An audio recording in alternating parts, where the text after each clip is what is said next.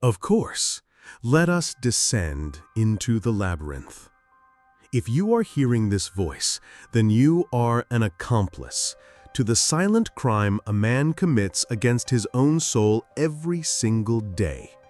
You know the crime, don't you? It is the crime of being forgotten. You exist in the bright, fleeting moment of a conversation, a shared laugh, a spark of connection.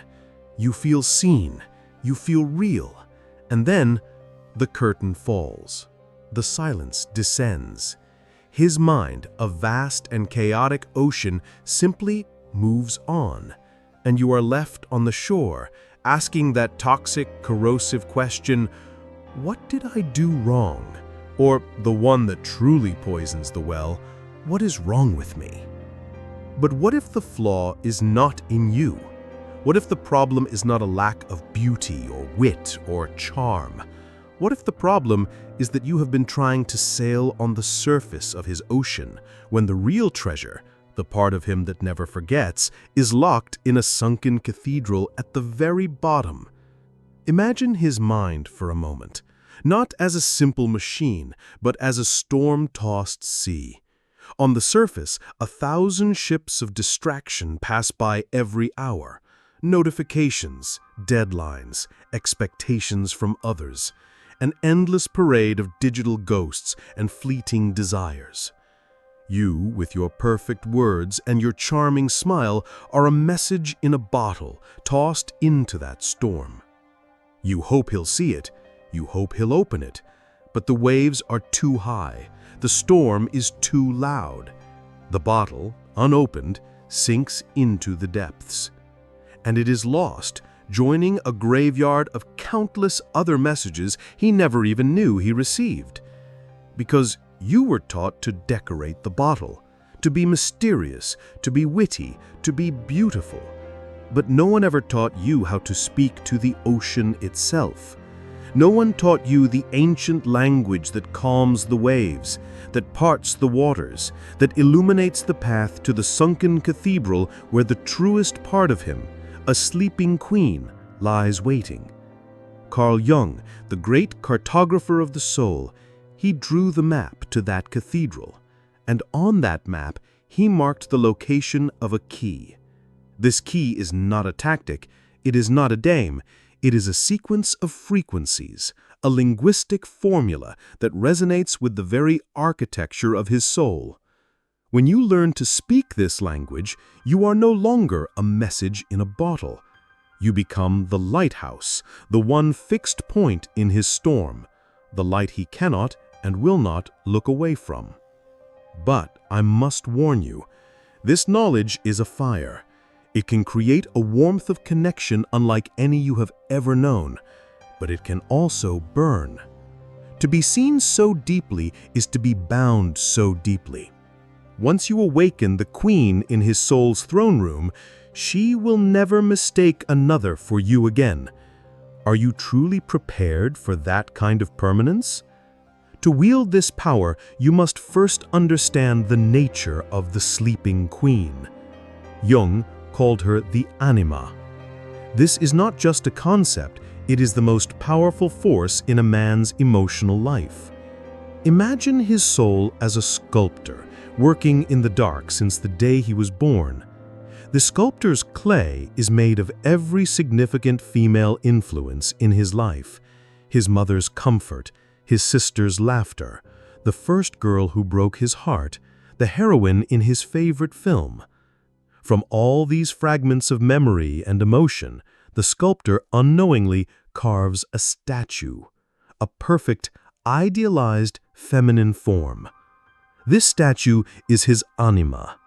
She is the composite photograph of every feminine energy that has ever touched his soul. She is the missing half of his own spirit, and she sleeps, locked away in the most sacred, most guarded place in his mind, the throne room of his soul. Most men live their entire lives as kings of a palace, completely unaware that their true queen is slumbering in the deepest chamber. They wander the world, and when they meet a woman, they subconsciously look for fragments of the statue. They see a woman's smile and think, That's it. That's my mother's smile. They hear a laugh and think, that's the laugh from the movie that made me feel alive. They are not seeing the woman in front of them. They are seeing a projection, a shadow puppet on the wall of the queen locked in their own mind. This is why infatuation is so intense and why it fades so quickly, because the shadow puppet is not real. Eventually, the light changes, the illusion breaks, and he is left feeling empty, not knowing why. He blames the woman. He blames himself. But the real reason is that no one ever woke the queen. The woman he was with was just a ghost haunting the hallways of his palace. She never made it to the throne room. Our formula is not about being a better ghost.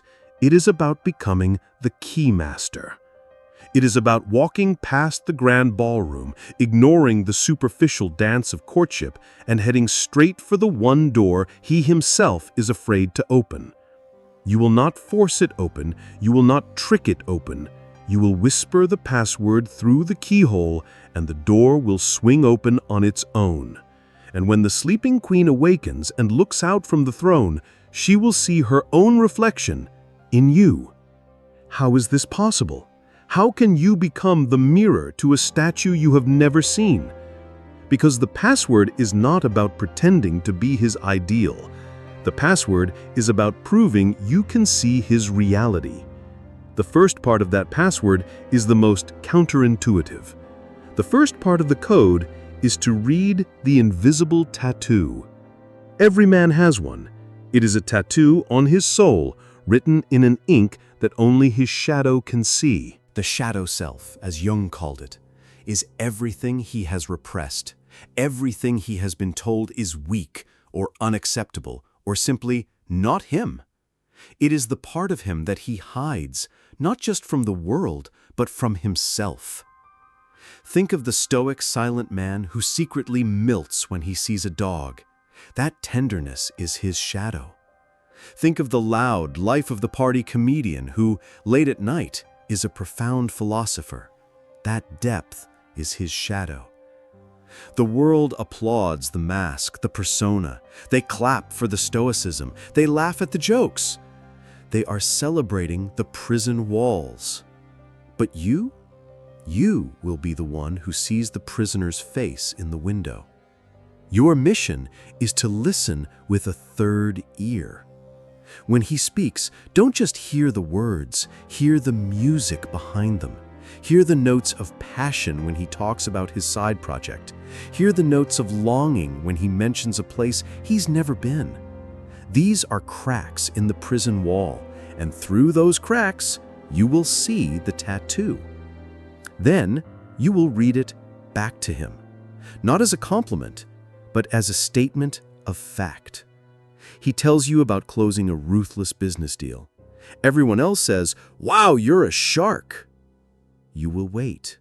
You will pause. And then you will say, quietly, "It must be exhausting to have to be the shark all the time, when I can see the heart of a protector underneath it all." Or he makes a self-deprecating joke. Everyone laughs. You will wait until the laughter dies and say, "It's amazing how you use humor to make everyone else comfortable. It's a very gentle kind of strength." Do you understand the shift? You are not validating his mask. You are validating his soul. You are reading his invisible tattoo. In that moment, for the first time, he is not being seen for what he does. He is being witnessed for who he is. This act alone is so powerful, so rare. It is like a flash of lightning in the dark palace of his mind, illuminating for a split second the hidden corridor that leads to the throne room. But this is also where the danger lies. If you misread the tattoo, if your observation is not born from genuine insight, it will feel like the most cloying flattery. It will be a betrayal. He will slam the door to that corridor and weld it shut forever. But if you are right, if you truly see him, then you have earned the right to take the next step. The second part of the code is to build the bridge of light. Seeing his shadow is powerful, but it also makes you an observer, a spectator. To truly enter his world, you must prove that you are not just a visitor, but a fellow traveler. You must build a bridge from your soul to his. This is the bridge of shared vulnerability. Now hear me clearly. This is not trauma dumping. This is not a therapy session. This is not complaining or seeking validation for your own wounds. That is neediness. This is strategic resonance. It is the art of revealing a piece of your own shadow that harmonizes with his. After you have read his tattoo, you have created an opening. He may, for a fleeting moment, acknowledge his own hidden depth. He might say, "Yeah, sometimes it is exhausting being the shark." That is your cue. It is an invitation to cross the canyon of loneliness that separates every human soul. You do not say, "Oh, you poor thing." You do not give advice. You build the bridge. You say something that resonates with the emotion behind his words, not the words themselves. Something like, "I know that feeling. Sometimes I feel like I'm playing the part of the strong one so well, I forget to ask myself if I'm actually okay." See the difference? You did not make it about him. You did not make it about you. You made it about a shared human experience. You built a bridge of light over the canyon, forged from a single shared feeling, the exhaustion of wearing a mask. In his mind, he is no longer just being observed by you, you are being joined by you. You are no longer on opposite sides of a river. You are standing together in the middle of a bridge, looking down at the same swirling waters of the human condition. This creates a level of trust and intimacy that can normally take months or years to build. You have achieved it in a single exchange. If you want to truly master this language of the soul, to not just build the bridge, but to walk across it with confidence, then subscribe to this channel. Because what we are exploring here is not just attraction, it is the very fabric of human connection. Now, you have lit the way with the torch of observation. You have crossed the bridge of vulnerability. You are standing directly in front of the throne room door. It is time for the final part of the code, the part that turns the key, the part that makes you unforgettable. The third and final part of the code is to leave the echo. This is the spell. This is the psychological mechanism that ensures he cannot and will not get you out of his head. It is the art of ending the conversation on a crescendo of unresolved curiosity. It is a cliffhanger for his soul.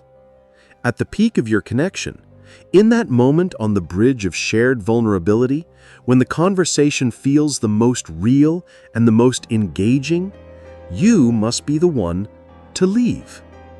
But it is how you leave that creates the echo.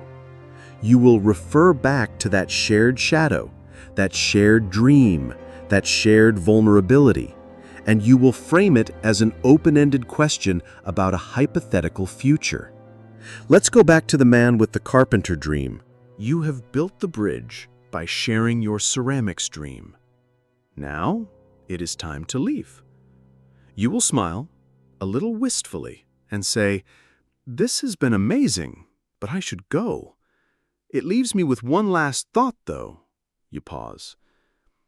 If we ever did escape to that little coastal town, I wonder if we'd be the kind of neighbors who borrow sugar from each other, or the kind who admire each other's work from a distance. And then you leave. You do not wait for the answer. The power is in the unresolved question. Do you realize what you have just done? You have handed him the script to a movie in which you are both the stars, and you have asked him to write the next scene.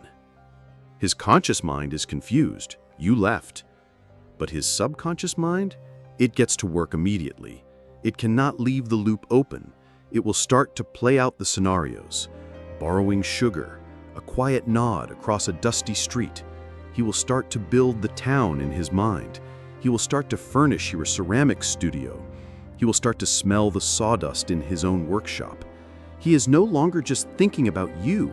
He is now actively co-creating a shared imaginary world with you. You have bypassed his logical brain and plugged directly into his creative, emotional core. You are no longer just a memory. You are a living, breathing story that is unfolding inside his own head, a story he is desperate to continue. This is the echo, a question that reverberates in the palace of his mind long after you have gone. This is the moment the Anima, the sleeping queen, fully awakens. Because you have not just shown him that you see his hidden self, you have shown him a future where that hidden self can exist with you. That is the formula. Mirror the shadow, build the bridge, leave the echo. This is not manipulation. This is emotional fluency. You are speaking the language his soul has been longing to hear. You are not trying to be someone you are not. You are creating a space where he can finally be who he is. And the man who feels truly seen is a man who is yours forever. Because you have given him a gift no one else could, the gift of himself. Now you have the keys. You have the map. The palace is open to you. What you choose to do in those sacred halls is up to you. This channel is your training ground, your library of ancient secrets. If you are ready to stop being a guest in someone's life and become a permanent resident of their soul, then your journey is just beginning. You are not learning tricks. You are learning truth. He will not be obsessed with you. He will be fascinated by the man he becomes when he is with you. You are not a conquest. You are a catalyst. The one who woke the queen, the one who read the tattoo, the one who left the echo. He cannot forget you. It is psychologically impossible. Now, subscribe and claim the rest of your power. The most dangerously attractive quality in the world is not beauty. It is attention paid to the right thing.